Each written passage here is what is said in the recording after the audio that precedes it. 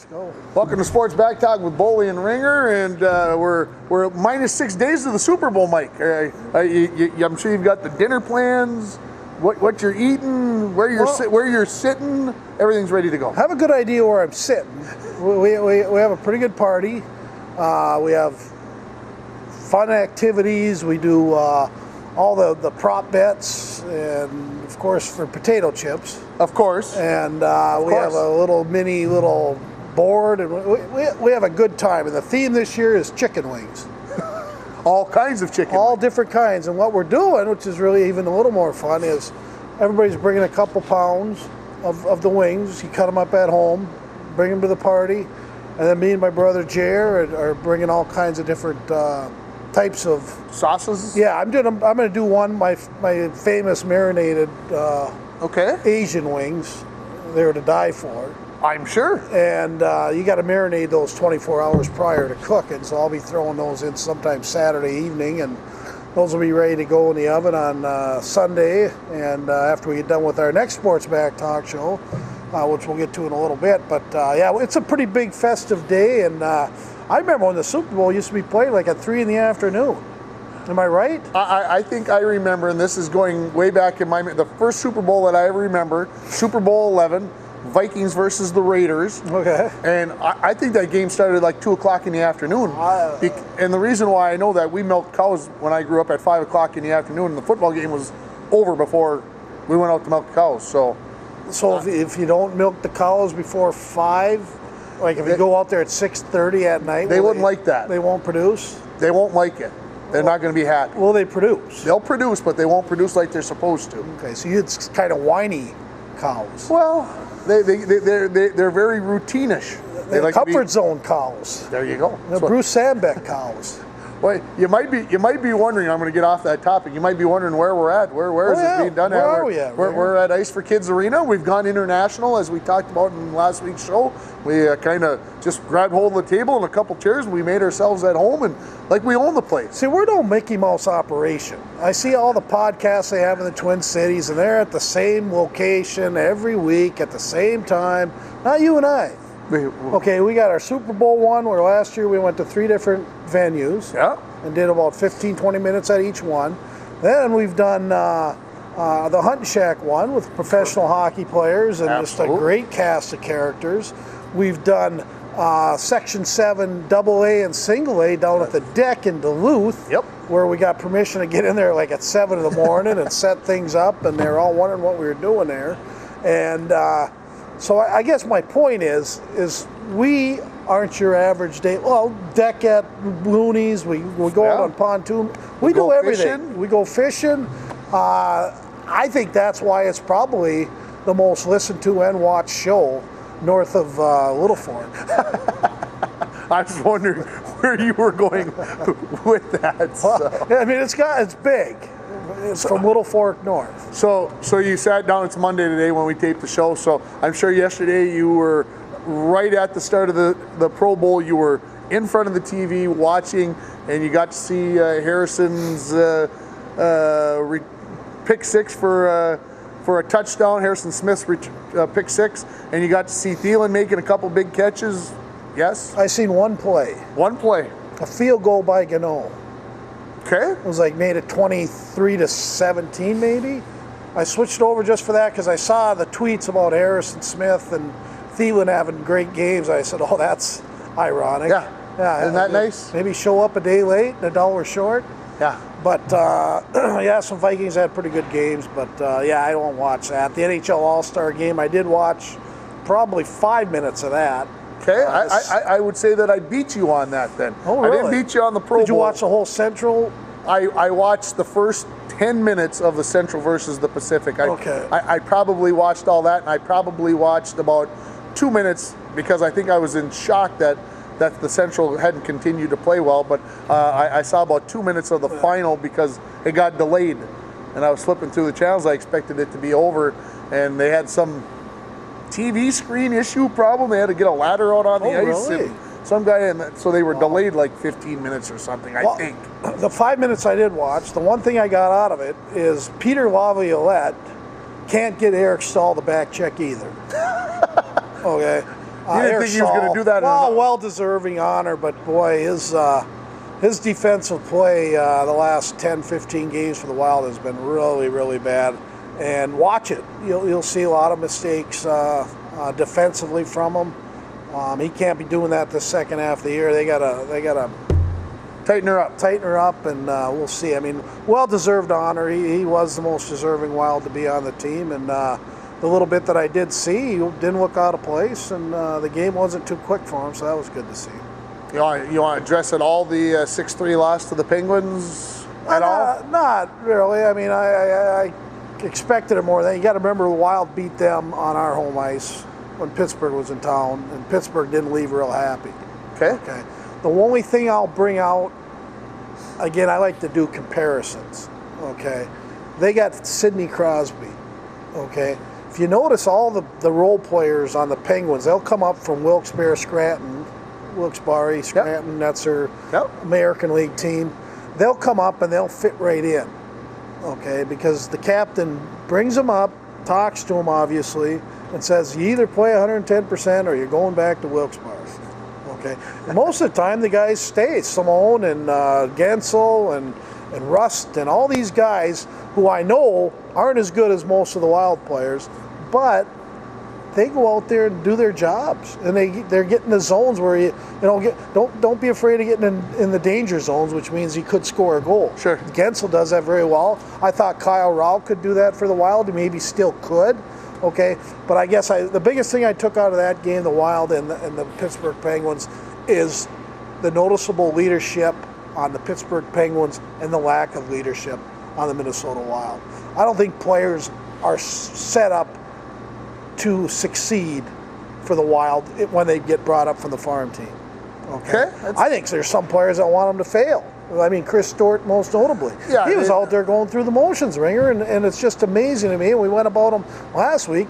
I mean, he just continues, and I know Boudreau likes him, would do anything for him, but when you go out there going through the motions and you look like you're checked out, how can you get out there and play at all? I think I saw a tweet yesterday, day before, something on Greg Popovich of the San Antonio Spurs. Arrogance. And he basically said, when guys come and play for us, we expect them to buy into our system. Mm-hmm. They're not going to come in and change our system. We're going to come in and we're going to change them over to what we do. Mm-hmm. And if you can't do that, you can't play for us. Yep. Period. So I guess I kind of think about what you're saying about the Penguins and some of these other teams. That's what they do, the New England Patriots. You come in and you do it our way, or demand for excellence. You just hit the door. Yeah, demand for excellence, and it should be no other way. But do we want to talk a little bit about the Wild and where they're sitting and what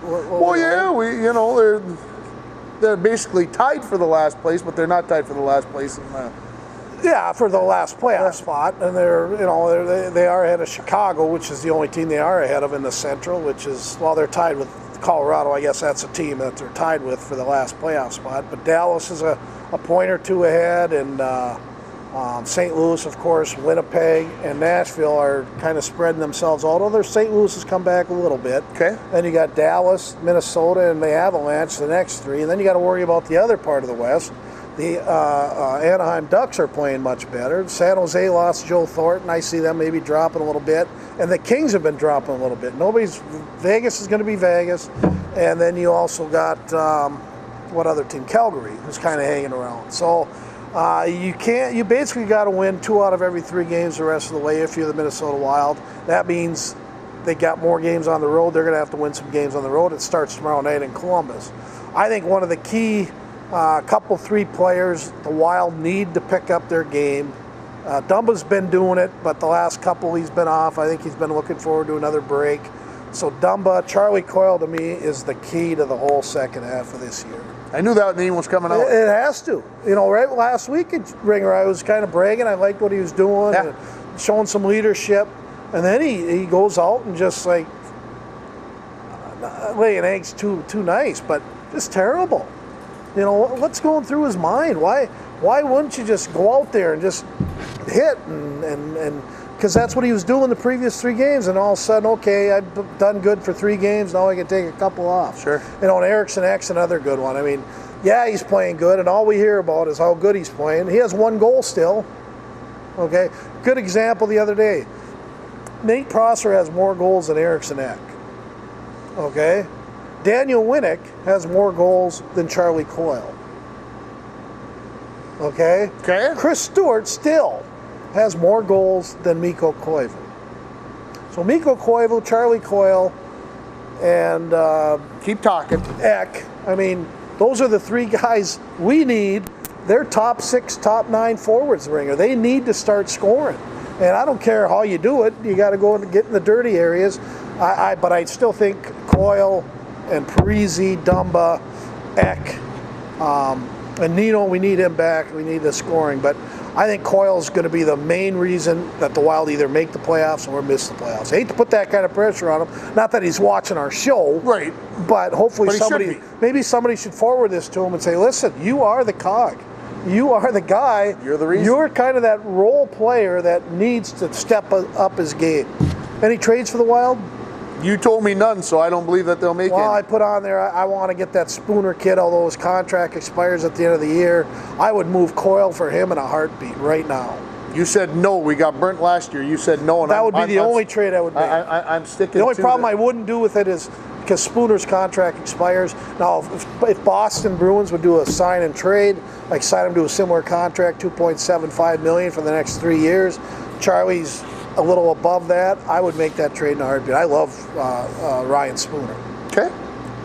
But the Wild have got 2 months and about 2 weeks left in the season. So with that much left in the season, will they make the playoffs? No, they will not.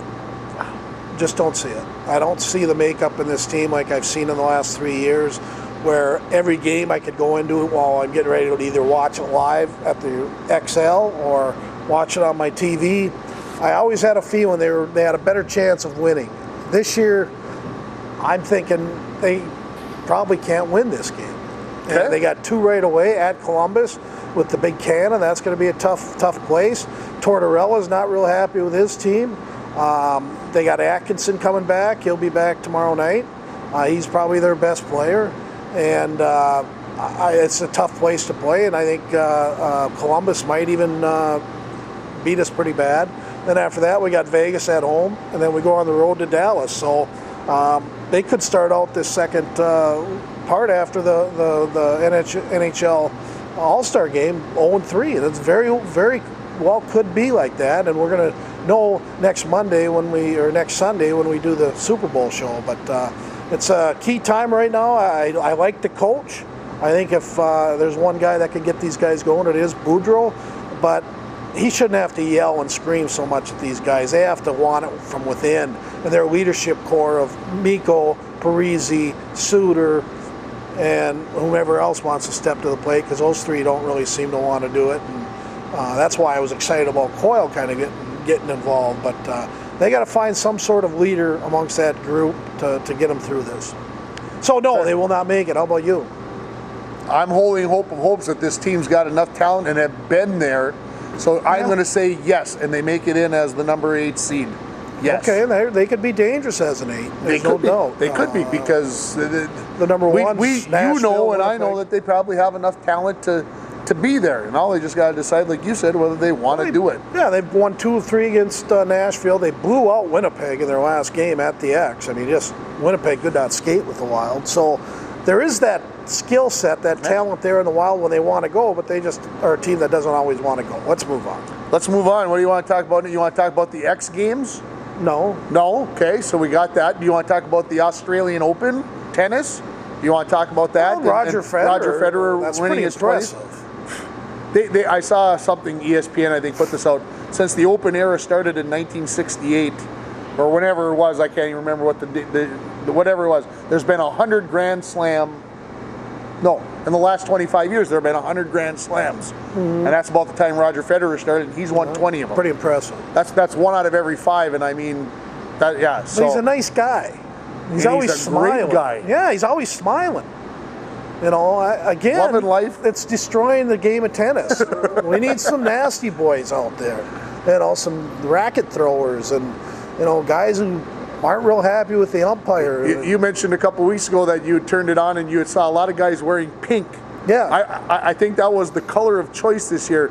I watched some, not as much as I probably would have liked to, but it definitely was the color of choice for many of the players. I'm not sure if there's a statement there. I think it was probably breast cancer awareness. Could very well be. A lot of times, a lot of these athletes step up to the plate when asked, and they usually come through. I thought Cilic, the guy who lost in the finals, I thought he had some personality. He showed some emotion, and of course, Rafi. I mean, he's got the cut-off, T-shirt, and always has the pipes, and a lot of good things happening there. So Rafi's always fun to watch. But Federer is just a nice guy, and you're happy he won, but at the same time, you're looking for some controversy. I'm looking for that jerk to come through once in a while.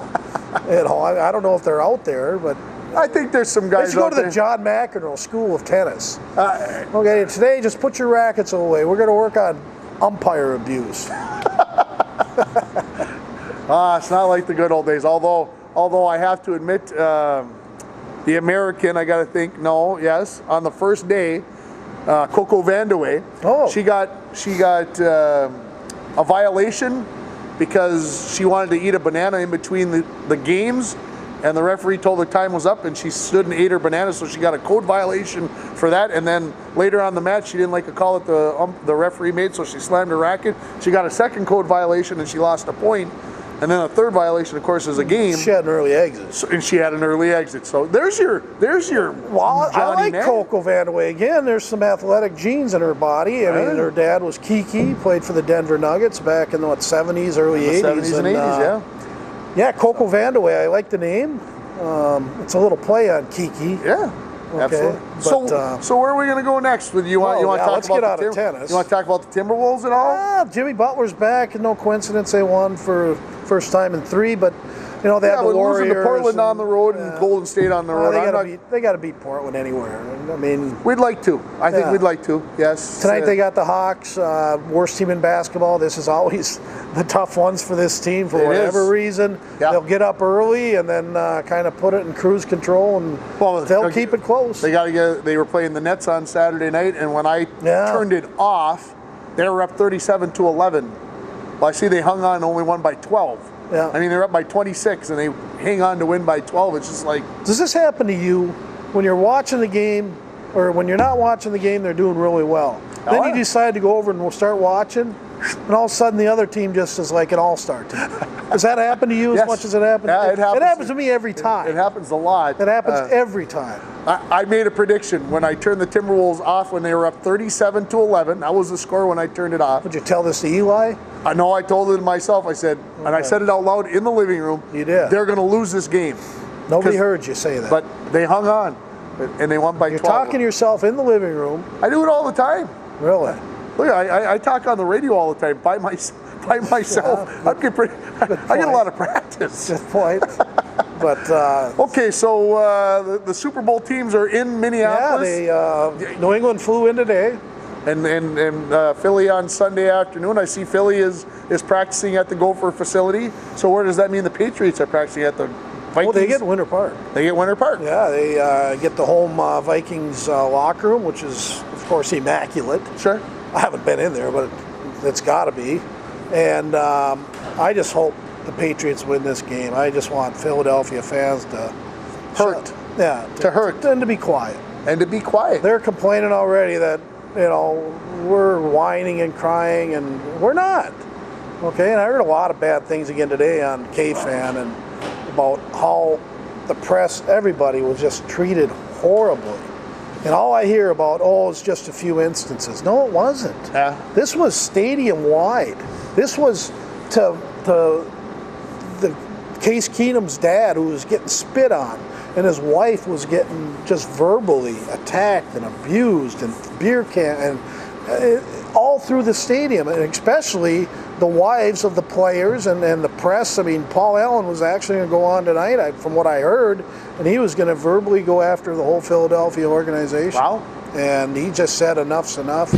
If the organization doesn't want to handle it, maybe the NFL should step in. And don't tell me, Philadelphia fans, that you are the innocent bystanders, that it's just a few people. It's not. Okay, it's your upbringing. It's the way you were I mean, if brought you saw up. somebody throw a full beer can at somebody else, would you just sit there and look the other way and go, well, it's just the way it is here in Philly? Nowadays, I would be smart enough to do that. Yeah? 20 years ago, no, I would have went. Okay, my eyes would have went in the back of the Yeah, but head. I mean, if you were a Philadelphia fan and there was another Philadelphia fan that threw a beer can at somebody, would you turn and tell them to knock it off? Yeah. Yeah. 20 years ago? Or 20 would you years still do ago, it? I'd probably do more than that. Yeah, I understand. And it would be stupid because I wouldn't win. No. I would probably get really hurt, okay, even back in my 30s, because they're a group of 40, okay, and you got a group of 1 or 2, Yeah. and they're not going to get any help. They're going to get all the help they want. Yeah. And now, obviously, the police in Philadelphia, I think, are the biggest, guiltiest party in this whole thing, because they've let this go for years and always have kind of mocked the opposing teams for you shouldn't be wearing your Vikings colors, or you shouldn't be spouting on the social media, or you shouldn't be saying this, or the Rocky thing was an innocent thing, but that's what Philadelphia fans are putting it all on. Sure. That they got a picture, took the scarf off of Rocky, and moved on their way. Okay, Philadelphia looked like we, went in there and we Painted the town. we basically took a chainsaw to Rocky. We didn't. There was just a few fans that wanted a picture with Rocky, and they happened to put a scarf on him. But to me, that's come to your house. I'm going to cook you a steak, but I'm going to pound it And then for a pour good Cheez 10 Whiz. minutes and pour some cheese whiz on it. If you want onions, wit or without, With peppers? How about some peppers on you that? got to say wit. wit. Yeah, I want it with pepper. Yeah, they don't have H's in Philadelphia except in their name. But anyways, enough on Philly. I'm done with them. Flyers, I hope they don't make the playoffs. I hope The Sixers. Joel Embiid got beat by Oklahoma City last night. I was happy about that. That's where this has gone, Ringer. So how do you feel about Big Cat, Karl Anthony Towns being from Philly, and him being happy that Philly won't beat the Vikings? You're okay with that? 'Cause I'm he's a not. hometown? I'm not. No. Again, just keep quiet. Okay. Cheer for him, but you got to realize who's paying your paychecks, Cat. It isn't the Philadelphia 76ers. It's the people that show up at that. Well, actually, sponsorships. Yeah. The salary he's going to be getting, $20 million a year, isn't coming from the fans going to the game. But he could lose sales on his jersey, which he gets monies from. Sure. So sponsorships like that, he could lose some local sponsorships because of it. So got to be careful nowadays. Idiots like me can jump on there every once in a while and say some stupid stuff, but you become a professional in the spotlight and you get on social media. And I know most teams say none of it during the season, Right. but there's still a few guys that'll do it. So you want to talk about the Olympics? I don't know. What are we going to talk about? Yeah, I don't know. What's your favorite event? Ooh, that's interesting. I do enjoy watching the luge. I mean, Better than the bobsled? You got to have a little. You got to have a little screws. Oh, I thought you were going. You got to have some brains for that. I was going. Where are you going with this? Skeleton, maybe more. I'm probably more into skeleton because when I go sliding down the hill, I don't like going on my back. I like going on my front, Because you can see. so I can steer a little bit Yeah. and see where I'm going and everything else. So I'm probably more into the skeleton guys than the lugers and the bobsledders. They just all seem like they all cheat. They got an extra weight in their sled or something, and they got whatever. I don't know, those bobsledders. Well, bobsledder is, if you look back on it. Should we say bobsleighing because we're in Canada? No, it's bobsledding. We say it once every 4 years. But, you look at the three events, the bobsled, the skeleton, and the luge. Yep. You know which one came first. The skeleton. No. The luge? No. The bobsled. The bobsled. Do you remember Because- watching the Olympics back in '72 in Sapporo, Japan? I was only 2. Okay. What was the next one? 1980. 76 was in Austria, Grenoble, Austria. Okay, 80 and then was 80 would have you would Lake have been. Placid. Well, you would have been 10. Do I remember? Yeah, I would have been 10. Okay, I Do I was in- remember the luge? I was in my freshman year of college, so. So Now, you were don't up in remember the Lake Placid. luge? No, I The don't. skeleton came about 10 years ago or 12 years ago. Nobody remembers the luge, but you remember those old bobsleds. They looked like, Oh, yeah. I don't know, go-karts that they had at the summer events where Yeah. you did it for Boy Scouts. But that's kind of what the bobsled. So you always remember the bobsled. But I would say I like I like the indoor Oh, the speed skating? You like that? I can't stand regular speed skating with the ugly skates, but I think the indoor ones were the same short, ones.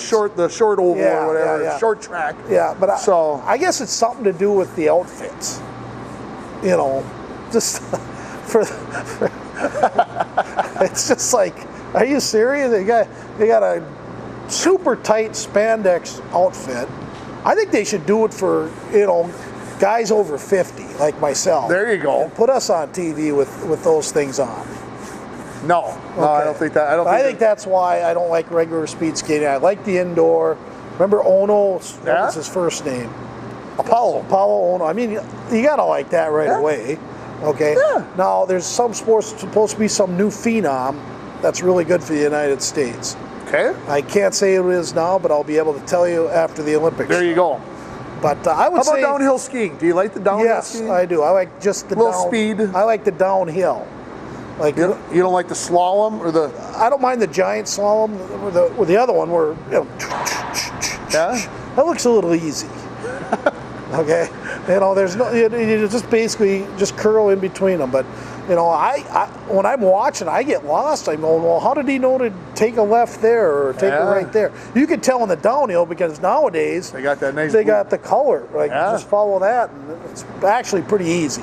It's a lot easier. You're only going, what, 183 miles an hour on skis that are super slicked up. So I love the downhill. And hockey won't be as exciting this year? No, but I'll watch it. I'll dabble in it and see if anybody shows up. How about curling? Yeah. Yeah, you're going to be into the curling? I like the Scotland female team, or the women's Scotland team. Okay, because? I really like their team. They had a really good skip. Okay. Okay, so I'm hoping that team's back. They had a nice article. Schuster will get his normal, what, 5th or 6th? He won't medal. Well, they had a big article about him in the Duluth paper on Sunday about how after the 2014 Olympics and, you know, all the stuff came out on Twitter and everything, and when the Olympic Committee decided they were going to put in this called the High Performance Program, he was not one of the people that was invited to get all the free sponsorship and get this money and everything else and go in and get the weightlifting and the training and everything else. So he basically said, screw it, I'm going to go and get my own team. And so he went and talked to all these guys and started picking and choosing. Well, then they went out in 2015 and they beat everybody. Yeah. So they had to invite him in because he was kicking the snot out of everybody. So they were talking about how he's lost 30 pounds, how the weightlifting has started for this team big time, that they have bought in, and that anything less than like a top 5 getting into the final 4, anything less than that would be a disappointment because they've been to the World Championship the last 3 years and they have been in that final 4 each and every time. So they feel like it's their time to make a thing, and I make a move, and I see that things get started actually on Wednesday, February 7th, like 11 o'clock our time. Oh, really? Because they've got to get so much curling in now because they've got the mixed doubles curling, so they got to get some of that in, and I think there's something else that gets kind of started before the Friday opening ceremonies. So it's pretty fun to watch curling. So when does the Olympics start? The opening ceremonies are on Friday the 9th. Will you watch that? I will probably not watch the opening ceremonies till they go to light. This Friday? No, it's Friday after 2 Fridays away. So, but yeah, once that, you know, the events start on Saturday. The events actually will start on Wednesday before because they got so much to get in. Because you were just mentioning about the curling. Okay. Yep. So I'm kind of, I'll be interested. There'll be some late nights, maybe some of the stuff that'll be on live at 11 o'clock at night because they're 15 hours ahead of us. So, you know, it's like 4 or 5 o'clock in the afternoon. It'll be kind of their prime time will be our overnight past midnight. So, you know, like the downhill skiing, that's going to be prime time. 10 o'clock in the morning will be prime time for us, so it's going to be interesting to see everything that. A lot of tape delay stuff. There will be no tape delayed stuff. They promise everything will be live this time. So I got to get up. Well, I'm sure they'll maybe replay some of the stuff, but they're not going to tape delay. You know, like they put the West Coast 3 hours behind something that's shown live in the East Coast. Everything's going to be given to you live, and you're going to get it. And of course, everything's going to be available on this now. You can watch every event live on your phone, your computer, your tablet, whatever. So. And how long does it go till? It goes for over 2 weeks, so till like February 25th. Okay, it goes over President's Day Yep, then. And, correct. I have President's Day off, so I can sit and watch it all you day can- on you can that. sit Maybe I'll and- take 2 weeks off for That'd be fun. vacation for the That'd be Olympics. That'd be interesting. Really stupid. All right, let's talk about Section 7 hockey. Section 7 hockey. Who you see? What do you see for seeds for the girls? For the girls, we're going to start there. Well, I know that the Bronco girls have 2 games remaining. Yep. They got 2 big wins last week. None of them are relevant to section seeding, though, are they? I would say they play Eveleth Gilbert, a loss to Eveleth Gilbert, and a Cloquet win against Not either gonna happen. Thief River Falls or I can't remember the other one that they play. If Cloquet were to get a win in one of those games and the Broncos would lose to Eveleth, That won't happen. I would say that there's a chance the Broncos could drop to 4. So Marshall's 1, Proctor's 2. The Broncos will end up 3. Cloquet will be 4. Hibbing 5. Well, Moose Lake 5. Moose Lake has got the tiebreaker right now on them because they Okay. beat them, but they play tomorrow night. They play Tuesday night, so that could decide 5 and 6. And then Eveleth will be 7, and North Shore will be 8, I believe. Okay, and I did go to the Falls Moose Lake game. Falls were a better team. Didn't play it all the time. They kind of went in spurts, but they've been playing pretty well and coming off that big Hibbing win. I'm guessing maybe some overconfidence after that. Yeah. But, they had to be careful about that game, and they ended up winning it. And again, what's her name, Rasmussen, continues to put the score. I heard she had a couple open ones that she maybe could have put away, but she maybe likes was a coming little across snake the bit. middle, which is very good. It's tough to do, and she'll a lot of high shots. And Gerald, I remember he's a pure goal scorer, my brother Gerald, and he's the coach of the team. And I bet he scored 80% of his goals on the ice. Okay. So if any of the girls want to get a little indication from him, what he would do, he would say shoot the puck on the ice 80% of the time, and you'll score more. And I'll ask this question because your brother, you guys played back in the late 70s, early 80s.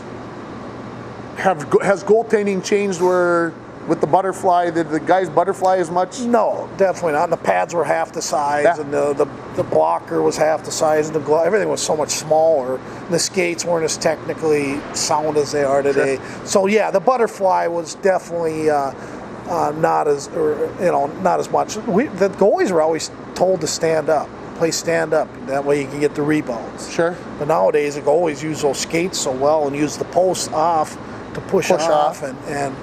So yeah, it's a little tougher to go low, but if you do still shoot low, it's going to leave a rebound instead of making a crack behind the net, Yeah. which is what the glass is. Sure. So you're going to get a lot more rebounds, and believe it or not, those pads aren't, there's holes in them, and you can go underneath them. So still keep the puck low, girls, and you'll get a lot more goals. Yes, Broncos will have a home game on the 8th. I would guess almost for sure. They're not going to drop below 4, so they will have a home game on Thursday, February 8th. So they play And Moose then- Lake or Hibbing, I guess, or Correct. Cloquet, right? And then their semifinal game will be either at 6 or 8 o'clock on Saturday the 10th down in Virginia, and that's where the finals are at as well on Really? Valentine's Virginia Day. stole it away, huh?